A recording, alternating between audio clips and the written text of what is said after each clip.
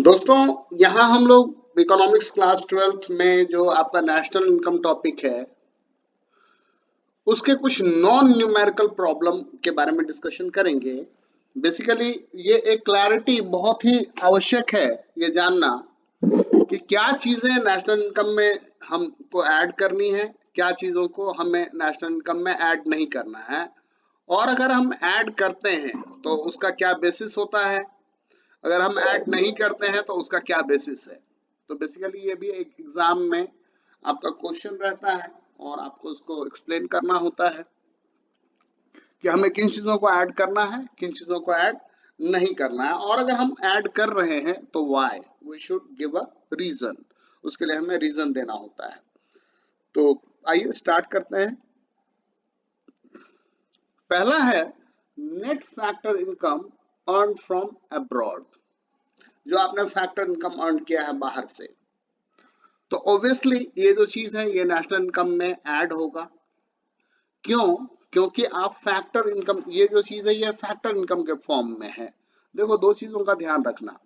पहला, transfer income जो है उसको हम इंक्लूड नहीं करते हैं, हम ट्रांसफर इनकम को इंक्लूड नहीं करते हैं। और ट्रांसफर इनकम जो है वो रेमिटेंसेस के फॉर्म में है, उसको हम इंक्लूड नहीं करते हैं। और बाकी जो फैक्टर के फॉर्म में है तो उसको हम लेते हैं। This is income earned from abroad by the residents of a country for providing factor services in foreign countries. Hence, it will be included in national income. इसलिए इसको हम national income में लेंगे। दूसरा चीज है interest on public debt paid by the government. जो public डेब्ट सरकार ने लिया है और उस पर जो ब्याज दे रही है, तो बोल रहा है कि उसके इंटरेस्ट को हमको नेशनल इनकम में काउंट करना है या नहीं। तो बेसिकली इसको हम काउंट नहीं करेंगे। काउंट नहीं करेंगे क्यों? क्योंकि ये transfer payment. It is assume that government borrows money to meet its consumption expenditure, और ये अज्यूम किया जाता है कि ये आपने अपने डे टू डे कंजम्पशन के लिए ये आपने लिया है, और वो कंजम्पशन जो है वो गुड्स एंड सर्विसेज के फॉर्म में है, और इसको आपने डेवलपमेंट के वर्क में नहीं लगाया है, और इसीलिए हम इसको नेशनल इनकम में काउंट नहीं करेंगे। हमारा क्वेश्चन थर्ड है bonus to the employees by the government enterprises. Bonus जो है, बेसिकली बोनस तो उसी को मिलेगा ना जो स्टाफ है, और स्टाफ को जो भी कुछ मिल रहा है वो कहीं ना कहीं जो है वो फैक्टर के अगेंस्ट मिल रहा है। तो हम क्या बोलेंगे कि ये नेशनल इनकम में इंक्लूड होगा। जो स्टाफ नहीं है उसको बोनस थोड़ी ना मिलेगा। It is given in return for the services rendered by the employees to the government enterprise.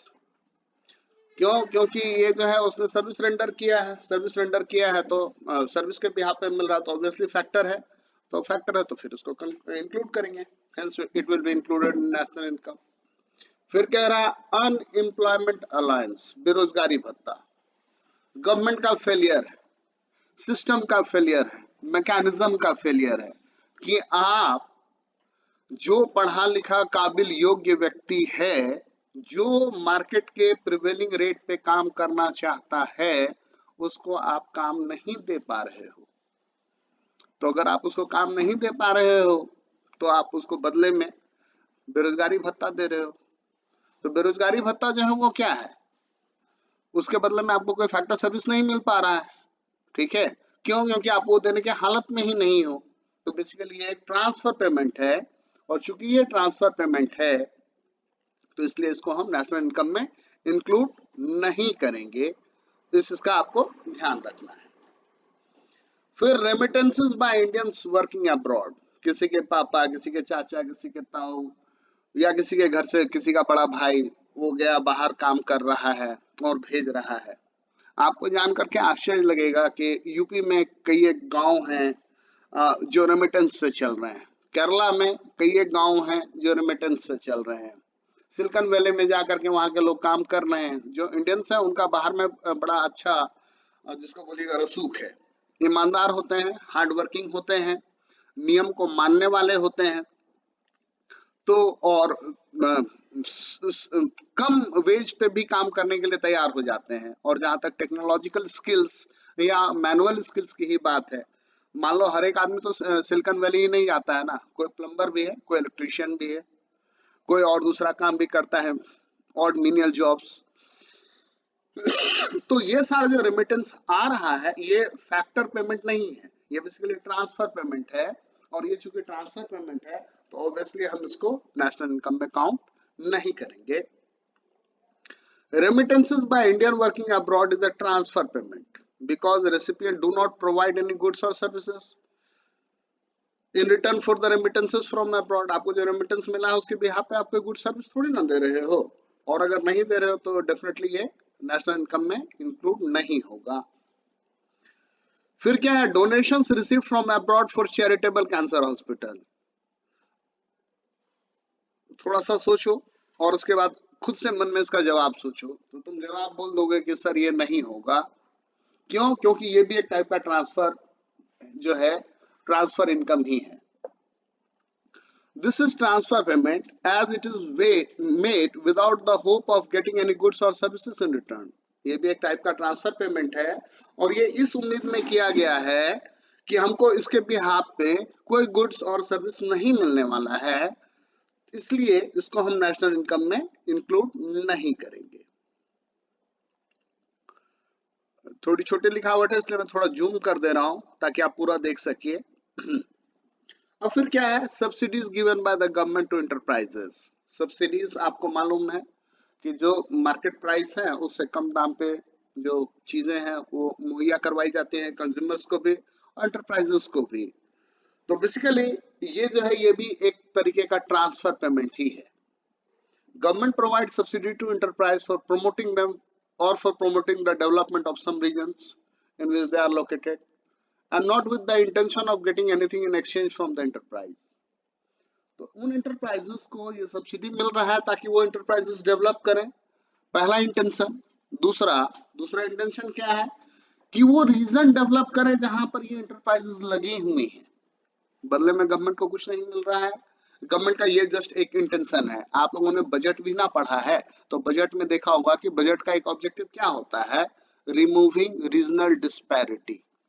जो क्षेत्रीय विषमता है उसको समाप्त करना भी बजट का एक ऑब्जेक्टिव होता है, तो उसी ऑब्जेक्टिव के तहत ये चीज किया जा रहा है। Therefore it will not included in the national income. तो ये भी एक तरीके का क्या है, ट्रांसफर पेमेंट है, और ट्रांसफर पेमेंट है तो ये नेशनल इनकम में नहीं जुड़ेगा। फिर क्या बात है, income tax paid by the households to the government. Income tax के बारे में भी आपने पढ़ा है कि एक डायरेक्ट टैक्स है, income tax, wealth tax, gift tax. और कोई सा भी जो डायरेक्ट टैक्स होता है उसके बारे में आप अच्छे से जानते हैं कि डायरेक्ट टैक्स के साथ क्या खासियत है कि जिस व्यक्ति पर लगाया जाता है उसी व्यक्ति को देना है। कोई भी टैक्स एक कंपलसरी पेमेंट है, और डायरेक्ट टैक्स के साथ क्या नियम है कि जिस व्यक्ति पे लगाया जाएगा उसी को इसका पेमेंट करना है। इसकी भुगतान की जिम्मेदारी आप किसी दूसरे व्यक्ति पे नहीं ट्रांसफर कर सकते हो। कहने को तो सेल्स टैक्स भी एक टैक्स है, लेकिन वो लगाया जाता है दुकानदारों पर और वसूला जाता है कंज्यूमर से, तो भुगतान की जिम्मेदारी ट्रांसफर हो गई, इसलिए वो इनडायरेक्ट टैक्स है। तो this is a compulsory transfer payment. Income tax जो है वो क्या है, कंपलसरी ट्रांसफर पेमेंट है, करंट नेचर का, हर साल आपको देना है। मार्च अभी आने वाला है और लोग जो अभी से ही परेशान रहेंगे, वैसे तो अभी गवर्नमेंट ने मैकेनिज्म कर दिया कि आप सितंबर में भी भरते हो, है ना। Because there is no promise of particular service to be rendered to the payer in return of the government. माना कि उस टैक्स के पैसे से सरकार जो है वो बिल्कुल ईमानदार है और वो डेवलपमेंट करती है जिसका फायदा सबको होता है, लेकिन सरकार जब टैक्स लेती है तो वो ये नहीं कहती है कि तुम्हारे पैसे से यहीं पर हम ये करेंगे। वो पूरे कंट्री वाइज कहीं भी कुछ भी कर सकती है, डेवलपमेंट में लगा सकती है उसको। तो चूंकि ये ट्रांसफर नेचर का पेमेंट है इसलिए इसको हम नेशनल इनकम में इंक्लूड नहीं करेंगे। देखो बच्चा, ये थोड़ा सा कंफ्यूजिंग आइटम है, इसलिए इसको ध्यान से देख करके और हो सके तो स्क्रीनशॉट लेकर के इसको नोट भी कर लेना। आगे, employers contribution to contributory provident fund of employees. तो जिस किसी ने भी नेशनल इनकम पढ़ा होगा, इनकम मेथड पढ़ा होगा, तो इनकम मेथड का जो होता है उसमें फॉर्मूला लगता है COM, C for compensation of employee, O for operating surplus, M for mixed income of self employed. तो कंपनसेशन ऑफ एम्प्लॉय में ही रहता है employers contribution to SS scheme, है ना। तो ये बेसिकली क्या है, आपको चूंकि आप वहां काम कर रहे हो इसलिए ना आपको प्रोविडेंट फंड का मिल रहा है, फ्री में तो नहीं दे रही है कंपनी। हम नहीं काम कर रहे हैं तो हमको थोड़ी ना मिलेगा प्रोविडेंट फंड का पैसा कहीं से, है ना। तो ये नेशनल इनकम में इंक्लूड होगा, क्यों? क्योंकि ये आपको आपकी प्रोडक्टिव सर्विसेज के लिए दिया जा रहा है, और इसलिए, और ये जो है ये कंपनसेशन ऑफ एम्प्लॉय का पार्ट है, इसलिए ये इंक्लूड करेंगे हम। फिर क्या है, scholarship given to the poor boys by the government. जो निर्धन छात्र हैं उनको छात्रवृत्ति मिल रही है, तो कोई भी छात्रवृत्ति जो है, कोई भी गिफ्ट, ग्रांट, एड जो है वो एक टाइप का ट्रांसफर पेमेंट है। तो अगर ट्रांसफर पेमेंट है तो ये इसको नेशनल इनकम में इंक्लूड करने की आवश्यकता नहीं है। It will not be included in national income as this is a transfer payment, because scholarship is given to help the poor boys, not to receive anything in return from them. उनकी तरक्की हो, वो develop करें, इस उम्मीद में दी जाती है, और उनसे कुछ उम्मीद नहीं किया जाता है। उम्मीद तो है, इनडायरेक्ट उम्मीद कि ये पढ़ लिख करके एक काबिल रिस्पॉन्सिबल सिटीजन बनेंगे, लेकिन इमीडिएट कोई उम्मीद नहीं है। फिर अगला क्या है, war damages made by country to another, है ना, कि युद्ध में नुकसान हुआ और उसका खामियाजा भुगत रहा है। हम लोग, मालूम है, हम लोग आज भी जो है इंग्लैंड को कहते हैं कि तुम खामियाजा भुगतो, तुम हमें आज भी जुर्माना दो, तुमने हमारा बहुत शोषण किया है। ठीक है, शशि थरूर जी जो है उन्होंने इसके बारे में बहुत अच्छा बोला था ब्रिटिश पार्लियामेंट में, और वो वीडियो जो है वो बहुत वायरल भी हुआ, और जो इंटेलेक्चुअल हल्का है ये है, ठीक है, वहां पर इसकी बहुत चर्चा भी हुई। आप लोगों को भी अगर लगे कभी तो देखिए, इसी बहाने इंग्लिश अच्छा होगा, इसी बहाने हिस्ट्री अच्छा होगा, इसी बहाने एक इंसाइट डेवलप होगा आप लोगों का, और शशि थरूर जी का नाम छिपा हुआ भी नहीं है। खैर, यहाँ पर हम वॉर डैमेजेस की बात कर रहे हैं, तो वॉर डैमेजेस जो है बेसिकली वो नेशनल इनकम में नहीं होगा, ये भी क्योंकि एक टाइप का ट्रांसफर पेमेंट है। बदले में आप उसको कोई गुड एंड सर्विसेज नहीं दे रहे हैं, और ना आप उसको ये कह रहे हैं कि भाई आओ लड़ाई करो, हमको डैमेज करो, बाद में हमको क्षतिपूर्ति दे देना। ऐसा कोई कंट्री किसी कंट्री को नहीं कहता है ना। फॉरेन एड, अभी मैंने 2 मिनट पहले कहा है कि कोई भी गिफ्ट, ग्रांट, एड, है ना, डोनेशंस, वो नेशनल इनकम में काउंट नहीं होता है। तो जैसे ही आपने ये वर्ड देखा, आप तुरंत से बोलोगे कि सर ये नहीं काउंट होगा, क्यों? क्योंकि यूएसए दे रहा है, एड दे रहा है, इस उम्मीद में कि इंडिया डेवलप करेगी। राइट नाउ उसको, उसके बिहाफ पे हम कुछ नहीं दे रहे हैं। This is a transfer payment given to help India in its developmental activities and removal of poverty, and so many other aspects are there. Therefore, it will not be included in national income, और इसलिए इसको हम national income में include नहीं करेंगे।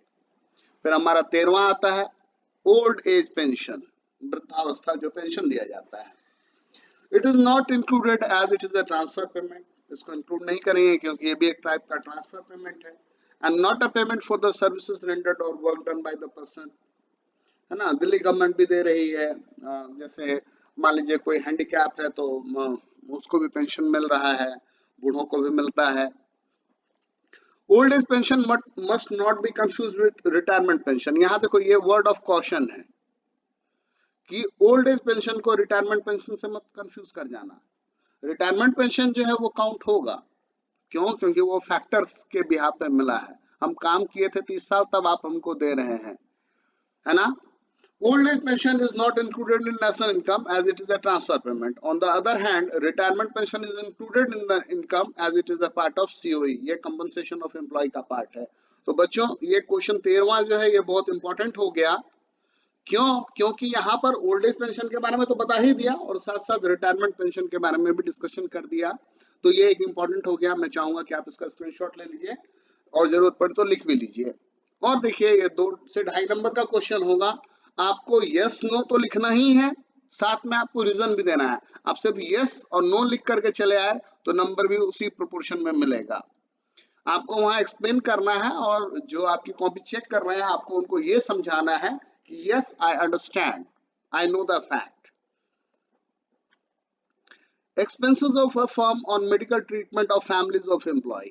बहुत सारी कंपनियों में ये होता है कि जो स्टाफ हैं तो उनको और उनके परिवार वालों का जो मेडिकल एक्सपेंस है उसका वहन कंपनी करती है, या कई सारी कंपनियों ने अपने हॉस्पिटल भी खोल रखे हैं, बोलती है कि जाओ वहां इलाज करवाओ। जैसे टिस्को कंपनी है, बिल्कुल प्राइवेट कंपनी है, ठीक है, लेकिन उसका हॉस्पिटल है TMH, टाटा मेन हॉस्पिटल, जहाँ पर टिस्को एम्प्लॉय जो है वो अगर बीमार पड़े या उनके परिवार वाले बीमार पड़े तो वहां जाकर ट्रीटमेंट करवा सकते हैं। तो बेसिकली ये नेशनल इनकम में इंक्लूड होगा क्योंकि ये कंपनसेशन ऑफ एम्प्लॉय का पार्ट है। Rent free accommodation to employees, आपने रेंट फ्री क्या किया हुआ है, बेसिकली मेरी सैलरी में से ही काट रखा है। फ्री में तो कोई किसी को जो है कुछ नहीं देता है। ये मान लीजिए कि इस वर्ल्ड में, इस यूनिवर्स में there is no concept of free meal, कोई भी चीज फ्री नहीं है, ठीक है। तो it is included in national income as this is a part of compensation of employee. It represents wages in kind received by employees. जब आप compensation of employee लिखते हो तो उसमें लिखते हो ना wages in cash और kind, तो ये जो हुआ ये wages in kind हुआ कि काम करवाए और बदले में धनराशि ना दे करके कोई दूसरी चीज हम मुहैया करवा रहे हैं। तो ये क्वेश्चन नंबर 15 और 14 जो है ये भी इंपॉर्टेंट हो गया दोस्तों, इसका स्क्रीनशॉट लेकर के आप रख लीजिए, जरूरत पड़े तो आप लिख सकते हैं, और कंफ्यूज करने के लिए, पूछने के लिए अच्छा क्वेश्चन है। फिर आगे है dividends. Dividends are the share of profits of a corporate enterprise distributed among the shareholders. Basically dividend क्यों मिल रहा है, देखो तुम दो तरीके से कमाओगे यार, या तो तुम्हारा मेहनत कमाएगा या तुम्हारा पैसा तुम्हारे लिए कमाएगा। तो जब तुम्हारा पैसा तुम्हारे लिए कमाता है तो तुमको डिविडेंड मिलता है, तुम उस पैसे को कहीं लगाए हो ना, तभी तो तुमको डिविडेंड मिल रहा है। तुम मकान खरीद करके किराया लगा दिए तो रेंट मिल रहा है, शेयर खरीद करके छोड़ दिए तो तुमको डिविडेंड मिल रहा है। तो ये जो है ऑपरेटिंग सरप्लस का पार्ट है बेसिकली, और ये काउंट होगा। फिर आ रहा है सेल ऑफ शेयर्स, ये भी बहुत कंफ्यूजिंग आइटम है। Sale of shares is not counted while estimation of national income as it represents only change in financial claim and does not lead in any way to the creation of new flow of goods or service.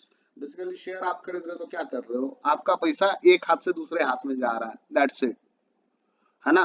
आपका पैसा था, आप share खरीद लिए तो आपके हाथ में या आपके डीमेट अकाउंट में एक शेयर का नंबर आ गया, तो क्या हुआ, मनी ने हैंड चेंज किया, आपने इन्वेस्टमेंट का एक तरीका ढूंढा, दैट्स इट। उस शेयर पर जो डिविडेंड मिलेगा वो काउंट होगा, लेकिन जब शेयर खरीद रहे हैं तो वो काउंट नहीं होगा। लेकिन यहीं पर अगर इस शेयर को सेकेंडरी मार्केट में खरीद रहे हो और उसमें किसी जो शेयर ब्रोकर है, ठीक है, उसको तुम कमीशन दे रहे हो तो फिर वो चीज काउंट होगा, है ना। पुरानी गाड़ी बेचे तो वो चीज काउंट नहीं होगा, लेकिन पुरानी गाड़ी बेचने में अगर कमीशन दिए हैं, लिए हैं, तो वो काउंट होगा। मकान बेचे, अपना पुराना मकान बेच करके नया ले रहे हैं, वो जो धनराशि है वो काउंट नहीं होगी, लेकिन जो प्रॉपर्टी डीलर को कमीशन दे रहे हैं वो काउंट होगा। ओके। कॉर्पोरेशन टैक्स ये काउंट होगा क्योंकि कॉर्पोरेशन टैक्स जो है बेसिकली प्रॉफिट का एक पार्ट, ऑपरेटिंग सरप्लस, और इसी में भी एक और चीज होता है अनपेड डिविडेंड, ठीक है, या अनडिस्ट्रीब्यूटेड प्रॉफिट, ठीक है, वो भी काउंट होता है। Corporation tax is a part of income called profits generated by corporate enterprise which is taken away by government, therefore it is included in national income. तो बेसिकली जो कोई भी बच्चा अच्छे से पढ़ा है, फॉर्मूला को अच्छे से डिराइव किया है, देखा है, ठीक है, उसके लिए बहुत आसान है। जिसने नहीं किया और ये वीडियो देख रहा है तो फिर उसके लिए भी आसान है, चीज तो समझ में आ ही जाएगा ना। Wealth tax, wealth tax is paid by the individual from their wealth or past savings and therefore it is not included in national income. ये बेसिकली एक ट्रांसफर पेमेंट है ना। हम लोग भी रह रहे हैं डीडीए के फ्लैट में रहते हैं, हर साल देना पड़ता है हाउस टैक्स, तो हाउस तो मेरे लिए वेल्थ है ना, और उसके बिहाफ पर हम दे रहे हैं, तो ये क्या हुआ, एक तरीके का ट्रांसफर पेमेंट है। क्वेश्चन 20 जो है अभी जो मैंने थोड़ी देर पहले कहा था वही चीज है। परचेज और sale of a second hand car, machine या मोटरसाइकिल या हाउस, कुछ भी डाल लो भैया, तो ये दो चीज है ये नहीं जुड़ेगा। क्यों? क्योंकि इसकी वजह से कोई फ्रेश फ्लो नहीं होता है इकोनॉमी में, इसलिए ये नेशनल इनकम में इंक्लूड नहीं करना है। Okay. Construction of a new house, ये नेशनल इनकम में ऐड होगा।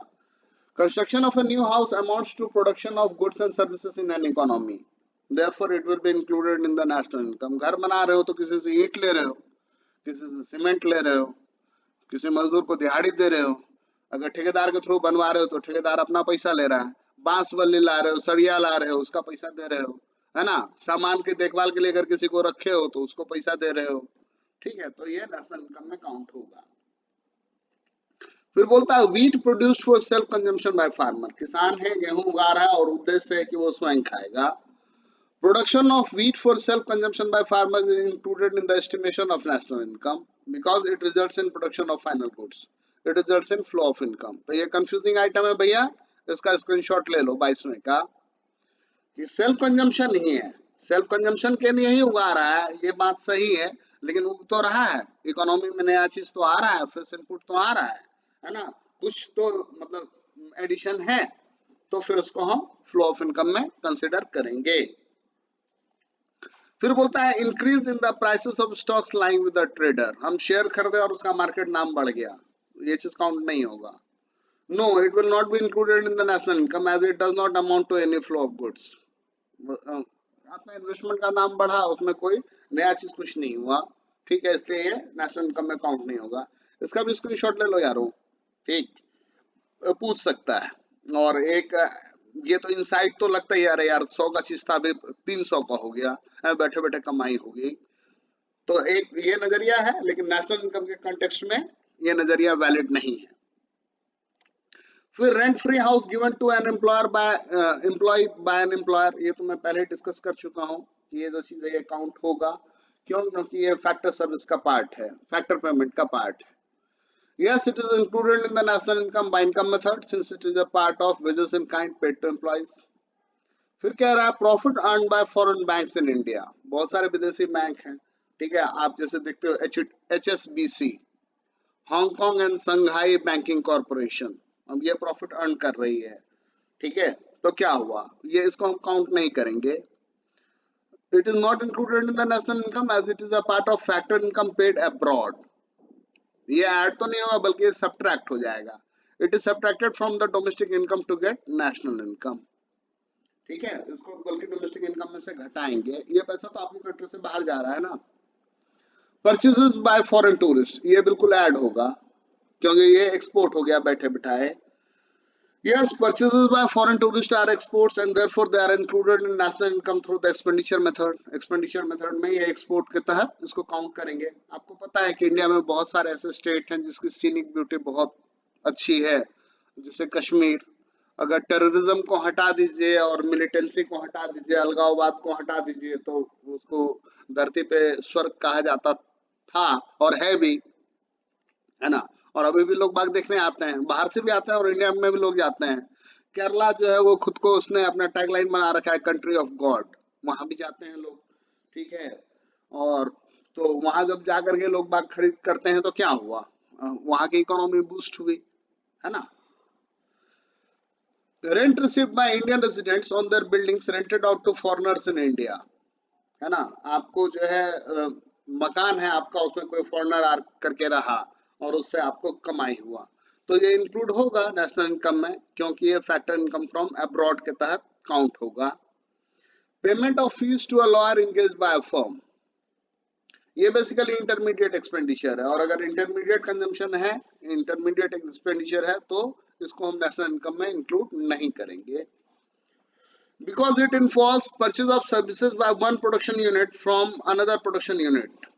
लॉयर्स का भी फर्म होता है, जो फर्म रखा है वो भी एक प्रोडक्शन यूनिट है, उसने क्या किया, इनपुट लिया, so it is deducted from the value of output, तो इसको क्या करते हैं, आउटपुट के वैल्यू में से माइनस कर लेते हैं, तभी जाकर के नेट निकल करके आएगा कि फाइनल कितना वैल्यू ऐड हुआ ये निकालने के लिए, और इसलिए हम इसको नेशनल इनकम में इंक्लूड नहीं करते हैं। फिर आता है profits of Reliance industries from its chemical business in Australia, Reliance industry जो है उसका कोई केमिकल बिजनेस है जो कि ऑस्ट्रेलिया में ऑपरेट हो रहा है, और उसको क्या करना है, तो इसको नेशनल इनकम में इंक्लूड करना है क्योंकि ये फैक्टर इनकम फ्रॉम अब्रॉड में आया। फिर क्या है, subsidize lunch serve to workers in a factory, ये भी होगा, इंक्लूड होगा क्योंकि वो जो फैक्ट्री में काम कर रहा है उसी को नॉर्मल सब्सिडी मिला हुआ है, सब्सिडाइज लंच मिल रहा है, बाकी खर्चा जो है मैनेजमेंट दे रहा है, वो क्या हुआ, एक तरीके से पेमेंट इन काइंड हुआ, ठीक है, कि काम कर रहा है तो बंदा खाएगा भी ना, खिलाओगे तभी तो सही से काम करेगा, है ना, तो लंच को थोड़ा सब्सिडाइज कर दो। देखते हैं ना संसद भवन में भी नेताओं के लिए जो कैंटीन है उसमें भी सारी चीजें सस्ती मिलती है। फिर क्या है, purchase of car by a household, ये भी होगा क्योंकि ये कंजम्पशन एक्सपेंडिचर है, प्राइवेट फाइनल कंजम्पशन एक्सपेंडिचर, है ना। Profits earn by Indian bank from it branches in abroad, ठीक है। तो इंडियन बैंक है, आपको मालूम है पीएनबी है, पंजाब नेशनल बैंक, उसके कई सारे ब्रांच जो है बाहर में है, खास करके जहाँ जैसे कनाडा, तो वहाँ पे बहुत सारे पंजाबी हैं, तो वो उसके थ्रू ट्रांजेक्शन करते हैं। एसबीआई ने भी बहुत सारा खोल रखा है, ठीक है। तो बेसिकली ये क्या है, ये नेशनल इनकम में काउंट होगा क्योंकि ये क्या है, factor income from abroad. Expenditure on advertisement by a firm, अगर कोई फर्म जो है एडवर्टीजमेंट पे खर्चा कर रही है, तो ये जो चीज है ये इंक्लूड नहीं होगा। ये इंपॉर्टेंट हो गया, इसको स्क्रीनशॉट ले लो 33 को। क्यों? क्योंकि ये इंटरमीडिएट कंजम्पशन है, हम एडवर्टाइज क्या जो कर रहे हैं तो उससे मेरा पर्पस क्या है कि मेरा सेल बढ़ेगा। तो बेसिकली उस बना तो लिए हैं, कॉस्ट ऑफ प्रोडक्शन में नहीं आया, लेकिन ये कॉस्ट ऑफ सेलिंग में आया, तो ये जो टोटल आएगा निकल करके उसमें से माइनस ही होना है, और इसलिए इसको हम काउंट नहीं करते हैं। Petrol used in police vehicle, ये भी काउंट नहीं होगा क्योंकि पुलिस का काम है सेवा देना, उसमें वो गुंडों को चेस करती है, क्रिमिनल्स को चेस करती है या बीट लगाती है, ठीक है। तो ये वहां पर ये इंटरमीडिएट गुड में काउंट हो जाएगा। It is use for provision of final product, वहां पर पुलिस के द्वारा फाइनल प्रोडक्ट अगर देखा जाए तो वो क्या है कि लॉ एंड ऑर्डर को बना करके रखो, और उसके लिए ये तुम यूज कर रहे हो। उसी तरीके से अगला क्वेश्चन देखते हैं, earnings of a self employed doctor having a clinic at his own residence. Self employed doctor है, एमबीबीएस या एमडी का डिग्री लिया, ठीक है, एमएस की डिग्री लिया, और सरकारी नौकरी नहीं लगी तो घर पे क्लिनिक खोल करके बैठा हुआ है, तो कमा तो रहा है, तो ये नेशनल इनकम में काउंट होगा। और उसका हेड जो होगा वो होगा मिक्स्ड इनकम, इनकम मेथड का चीज है। Expenditure on the construction of a flyover bye the government, government जो एक नया फ्लाईओवर बना रही है और उसमें जो खर्चा हुआ है, तो ये भी नेशनल इनकम में हम इंक्लूड करेंगे क्योंकि ये ग्रॉस डोमेस्टिक कैपिटल फॉर्मेशन का पार्ट है। Growing vegetables in kitchen garden of the house, है ना। तो ये जो चीज है ये नेशनल इनकम में काउंट नहीं होगा। As it is difficult to estimate the value of production, क्यों? क्योंकि आपने क्या उगाया है, ठीक है, उसका प्राइस आप एस्टिमेट नहीं कर सकते हो। कभी प्याज उग गया, कभी लहसुन उग गया, कभी दो फूल गोभी उगा लिए, ठीक है, तो उससे ज्यादा तो कुछ होता नहीं है। और ये बेसिकली नॉन मार्केट ट्रांजेक्शन है ना। आप उससे ज्यादा मेहनत कर लेते हो तब जाकर के वो होता है, टाइम पास करने का तरीका है। Expenditure by government in providing free education, ये जो चीज है ये होगा, ये काउंट होगा। क्यों? क्योंकि ये गवर्नमेंट फाइनल एक्सपेंडिचर में जितना सरकारी स्कूल चल रहा है, वहाँ टीचर है, काम कर रहा है, पूरा बिल्डिंग है, उसका मेंटेनेंस है, उसकी सैलरी है ना, तो ये क्या है, गवर्नमेंट एक्सपेंडिचर में काउंट होगा। फिर क्या है, mineral wealth of a nation, किसी भी कंट्री के पास जो माइंस हैं, जो खनिज संपदा है, वो it is a part of national wealth and is not included in national income, तो ये बेसिकली नेशनल वेल्थ हुआ, नेशनल इनकम नहीं हुआ। However the part of mineral wealth जो कि आपने एक्सट्रैक्ट कर लिया करंट ईयर में और फिर उसको आपने यूज किया, तो वो फिर काउंट होगा। जो स्टॉक रखा हुआ है वो काउंट नहीं होगा, लेकिन उस स्टॉक में से जो पार्ट आप करंट ईयर में यूज कर पा ले रहे हो वो काउंट होगा। Expenditure on the purchase of cold drinks by school canteen from the manufacturer, एक स्कूल कैंटीन है, उसने कोई कोल्ड ड्रिंक लिया मैन्युफैक्चरर से, ठीक है, तो बेसिकली ये चीज काउंट नहीं होगा क्योंकि ये इंटरमीडिएट कंजम्पशन एक्सपेंडिचर है। Entertainment tax received by the government, ये भी नहीं होगा क्योंकि ये एक तरीके का टैक्स है, इनडायरेक्ट टैक्स है, सिनेमा हॉल पे लगाती है और वो कस्टमर से वसूलता है। कोई भी टैक्स पेमेंट जो उसको नहीं गिनते हैं क्योंकि वो ट्रांसफर पेमेंट होता है। No, it will not be included in the national income as it is an indirect tax and a compulsory transfer payment received by the government. अब क्या है, salaries paid to Russians working in Indian embassy in Russia, Indian embassy है जो कि Russia में है, उस embassy में कोई रशियन काम कर रहा है, उसको हम सैलरी दिए, ये इंडिया के नेशनल इनकम में काउंट होगा या नहीं? तो ये नहीं होगा। It is not included in the national income as it is a part of factor income paid to abroad. ये बेसिकली क्या हुआ यहाँ आपका पैसा बाहर गया, इट बल्कि ये डोमेस्टिक इनकम में से सब्ट्रैक्ट किया जाएगा और तब जाकर के आपका नेशनल इनकम निकल करके आएगा। फिर बोलता है हरीश जो है वो यूएसए में वर्क कर रहा है और घर वालों के लिए पैसा भेजता है, तो बेसिकली ये क्या है, एक टाइप का रेमिटेंस है और ट्रांसफर पेमेंट है, इसलिए इसको नहीं यूज करेंगे, नहीं काउंट करेंगे। फिर डेल कंप्यूटर की कंपनी है, uses its own new laptops in the office for self consumption, ठीक है, तो बेसिकली सेल्फ कंजम्पशन के लिए ही हो रहा है। और इम्प्यूटेड वैल्यू के तहत बेसिकली क्या है, एक तरीके का समझ लीजिए कि आप स्टॉक को यूज कर रहे हो तो इसको हम काउंट करेंगे। Direct purchases from abroad by government, तो डायरेक्ट परचेज किया तो क्या हुआ, इंपोर्ट हुआ एक तरीके से, तो गवर्नमेंट फाइनल कंजम्पशन एक्सपेंडिचर का पार्ट हुआ। गवर्नमेंट फाइनल कंजम्पशन एक्सपेंडिचर का पार्ट हुआ तो जो एक्सपेंडिचर मेथड है उसके तहत नेशनल इनकम कैलकुलेट करने में हम उसको यूज करने वाले हैं इस कंसेप्ट को। Earning from a part time job in McDonald by a student, कोई स्टूडेंट है पढ़ रहा है और पार्ट टाइम जो है मैकडे में कहीं काम कर रहा है, भैया पैसा तो जनरेट कर रहा है, स्कूल का फीस, किताब, ट्यूशन फीस, कुछ ना कुछ निकल करके आ रहा है, ड्रेस, तो ये काउंट होगा। Yes it is included in the national income, it is an income received for productive service, तो हम प्रोडक्टिव सर्विस दी हो तभी तो हो रहा है। फिर entertainment allowance to an employee for entertaining business guest, तो ये काउंट नहीं होगा क्योंकि ये इंटरमीडिएट कंजम्पशन एक्सपेंडिचर है। क्लाइंट आ रहा है बाहर से, तुम उसको कुछ दियो पैसा की जॉब, भाई उसको चाय लस्सी कॉफी करवाओ, कुछ खिलाओ पिलाओ, कुछ घुमा दो, है ना, तो ये इंटरमीडिएट कंजम्पशन का पार्ट है, इसलिए इसको हम काउंट नहीं करेंगे। Expenditure bye father on marriage of his daughter, तो ये भी काउंट नहीं होगा, बेसिकली ट्रांसफर है एक तरीके का, है ना। It will not be included in the national income as it does not add to current flow of goods and services, है ना।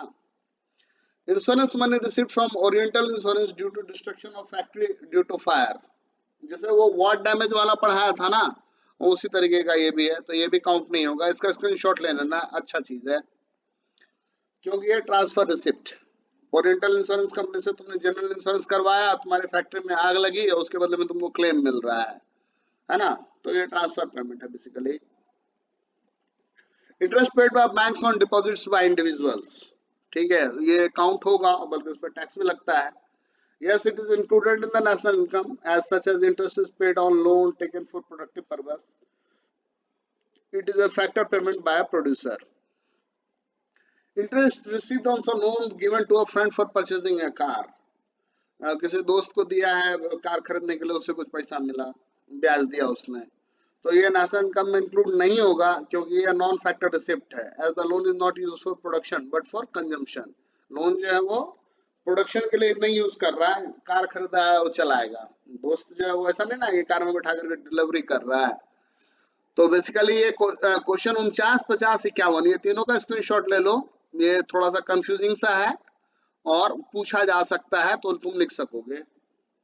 फिर interest received on loan given to a foreign company in India, तो ये जो चीज है इसको हम नेशनल इनकम में इंक्लूड करेंगे। इंटरेस्ट रिसीव्ड ऑन डिवेंचर ये भी इंक्लूड होगा, है ना, क्योंकि डिवेंचर जिस किसी ने भी बेचा, वो कोई प्रोडक्शन यूनिट है और प्रोडक्शन के लिए ही डिवेंचर बेचा है, उसको पैसा नहीं था तभी डिवेंचर बेचा है। शेयर या डिवेंचर क्या होता है या प्रेफरेंस क्या होता है वो अभी मैं समझाऊंगा नहीं, उसके लिए ऑलरेडी बहुत सारे वीडियोस हैं और जो कॉमर्स पढ़ने वाले हैं उनको उतनी समझ है, ठीक है। तो सिंपल बात है कि अगर डिवेंचर पे इंटरेस्ट मिला है तो वो काउंट होना है। Expenditure on improvement of fix capital asset, ये भी काउंट होगा क्योंकि आपने कुछ उसमें ऐड ऑन किया है, और इसके तहत क्या हो रहा है, या तो ग्रॉस डोमेस्टिक कैपिटल फॉर्मेशन हो रहा है, वहां पर फिक्स एसेट था, बिल्डिंग था स्कूल का, आपने साइकिल स्टैंड बनाया, तो भाई नया स्पेस में नया कुछ तो बना, है ना। Scholarship given to Indian students studying in India by a foreign company, ये एक ट्रांसफर पेमेंट है बेसिकली, तो ये काउंट नहीं करेंगे, no it will not be included in the national income as it is a transfer payment. फिर क्या है, value of bonus shares received by share holders of a company, अगर bonus share भी मिल रहा है तो ये काउंट नहीं होगा। As such bonus shares are mere paper claims and do not contribute to the production of good and services, आप मेरा डिविडेंड नहीं दे रहे हैं, आप बदले में हमको एक पेपर थमा दे रहे हैं, भैया तुम्हारा 10 शेयर था अभी 11 हो गया, यही ना। फिर क्या है, expenditure on maintenance of building, it will not be included in the national income as it is a part of intermediate consumption expenditure. Payment of interest on borrowing by general government, ये भी अच्छा है, इसका screenshot ले लो, पूछ सकता है. No, it will not be included in national income because it is a non-factor payment as general government borrows only for consumption. Purchase of tractor by a farmer, तो ये चीज होगा क्योंकि ये फाइनल कंजम्पशन के लिए लिए हो और इससे जो है कैपिटल फॉर्मेशन हो रहा है. Payment of electricity bill bye school, तो ये भी नहीं होगा क्योंकि ये इंटरमीडिएट कॉस्ट है. तो दोस्तों इतना ही था. Thank you. ये सारे स्लाइड्स जो है ये बनाया है सोनाली ने और एक्सप्लेन करने वाला है चंद्रहास झा. धन्यवाद.